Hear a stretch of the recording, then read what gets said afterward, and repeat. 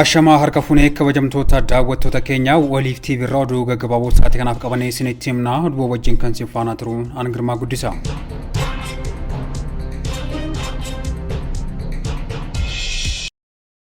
Itoophiyaan lammiilee 60,000 hanga 80,000 keessummeessuuf akka jirtu himame. Yaa'ii qabeenya qilleensa mootummoota gamtoomanii irratti lammiileen 60,000 hanga 80,000 ni hirmaatu jedhan ministeera pilaanii fi misoomaa Dr. Fitsum Asaffaan. Ministeerri muummee Federaalaa Dr. Abiy Ahmed hojiilee hanga ammaatti koreen biyyoolessa Itoophiyaa yaa'ii koppee 32 hojjete gamaggamanii jiru. Dr. Fitsum Asaffaan wayita kanatti qophii fi hojiilee koreen humna waloo qabiyyee fi marii hanga ammaatti hojjete ilaalchisuun ibsa taasisanii jiru. Ibsa isaaniin hammattoon qabeenya qilleensa mootummoota gamtoomanii alatti mariin gaggeeffamuu fi sagantaaleen biroo akkaataa barbaadamuun saffisiisuun qophiin taasifamaa jiraachuu himanii jiru. Yaa'ichaan jilli biyyoota addunyaa garaagaraa walitti babba'an bakka tokkotti walitti qabamuun egeree qabeenya qilleensaa kan itti murtaa'uudhaas jedhanii jiru. Yaa'icha irratti lammiileen biyyoota 196 irraa dhufan 60,000 hanga 80,000 ni hirmaatu qophiin kan taasifamu ta'uu beeksisanii jiru. Kanaanis dameen dhuunfaa dhaabbileen faayinaansii gareen dargaggoota hawaasni siivilii fi bakka buutonni dhaabbilee garaagaraa ni hirmaatu jedhan. Yaa'ichi baay'ee guddaa fi sagantaalee adda addaa kan of keessaa qabudha kan jedhan Dr. Fitsum kanaafis qophii haala waqtawaa madaalu taasisuu fi murannoon hojjetamaa jiraachuu himanii jiru. Barattoota 89 keessaa 10,904 qofatu darbe jechuun ministeerri barnootaa beekse. Ministeerri barnootaa ibsa baaseen akka beeksetti dhaabbileen barnoota olaanaa dhuunfaa keessatti barattoota 89,039 qormaata fudhatan keessaa 10,904 qofatu qormaata darbanii jiru. Dhaabbileen barnoota olaanaa kan mootummaa keessaa qormaata kan darban dhibbeentaa 55.5 qofa akka ta'e ibsamee jira. Barattoonni 8,645 ta'an maqaa nama biraatiin qormaata kan fudhatan yoo ta'an qorannoo bira gahameen qabxiin isaanii akka haqamu ta'ee jira jechuun ministeerri barnootaa kan beekse. Waxabajjii bara 2017 keessatti dhaabbileen barnoota olaanaa dhuunfaa keessatti barattoota 89,036 keessaa barattoonni 78,000 kan ta'an kufanii jiru. Barattoonni 2,074 kan ta'an qormaata irratti yakka hojjetaniin akka hari'aman ta'ee jira. Barattoota 630 kan ta'an ammoo yeroo lamaa ol qormaata osoo fudhatanii waan argamaniif tarkaanfiin fudhatamee jira jechuun ministeerri barnootaa kan beeksise. Saamtonni fi hattoonni magaalaa Shashamannee 4 hidhaa waggaa 21 itti murtaa'e.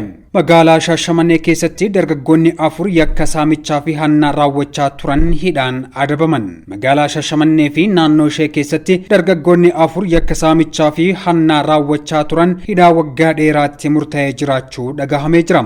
Akka odeeffannoon poolisii kutaa magaalaa Alanchee aanaa Hawwishoo himetti dargaggoonni kunneen meeshaa waraanaa hidhatanii magaalaa Shashamannee fi naannoo ishee keessatti yakka cimaa raawwachaa turanii jiru.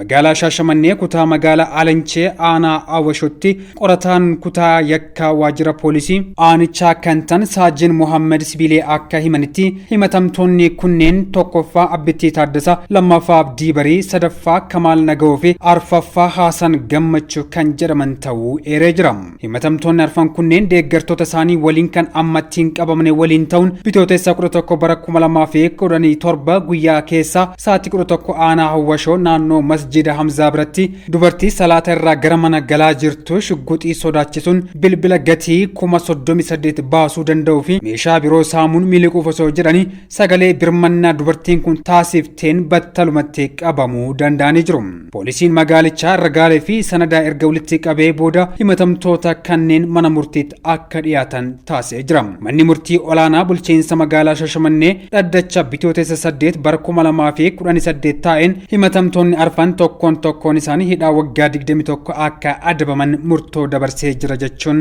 Saajin Muhammad kan dubbatan.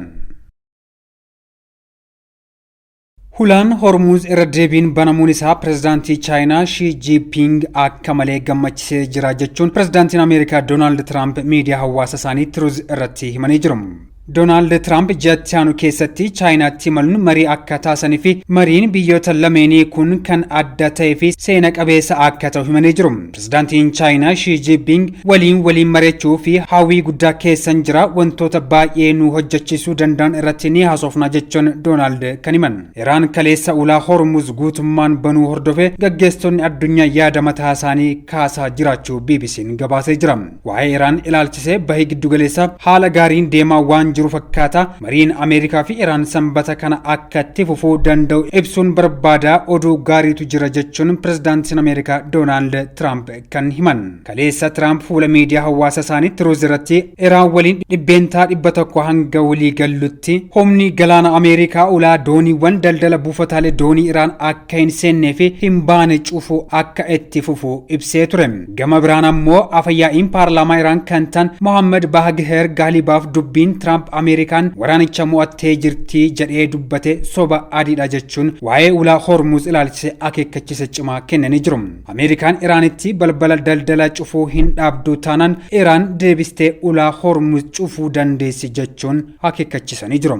Pirezidaantii Faransaay Emmanuel Macron fi muummee ministeera UK Keir Starmer akkaataa ulaan Hormuz banaa ta'ee itti fufu irratti gaggeessitoota biyyoota 40 waliin karaa onlaayinii mari'achuu isaanii beeksisanii jiru. Ingilizii fi Faransaay waliin ta'uun imalli daldala ulaa Hormuz akka hin danqamneef ergama idil addunyaa akka dursan Starmer ibsanii jiru. Kunis haala mijataa irratti hundaa'uun bifa nagaa qabeessaa ta'ee fi ittisa qofaan yeroo dhiyootti hojiirra ooluu akka eegalus ibsanii jiru. Waliif TV irraa oduuwwan gaggabaaboo sa'aatii kanaaf qaban asumatti goolabneeti jirra. Waan nu faana turtaniif horaa bulaa deebana.